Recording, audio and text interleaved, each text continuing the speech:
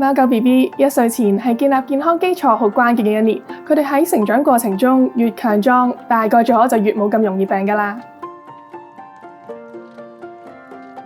貓狗 BB 嘅健康成長有3大關鍵營養，第一係維他命 C 同埋 E， 呢2種維他命可以支持免疫系統嘅發展，因為早期嘅幼貓幼犬會經歷免疫嘅空窗期㗎，佢哋比較容易受到外界環境嘅病毒同埋細菌入侵。第二係多種嘅益生元，包括 FOS、MOS、β-glucan 等等，多樣化嘅腸道微生物可以支持貓狗 BB 嘅消化系統發育，幫助腸道吸收營養。第三係極易消化嘅蛋白質，可以幫助身體消化同埋吸收營養，支持到肌肉嘅發展㗎。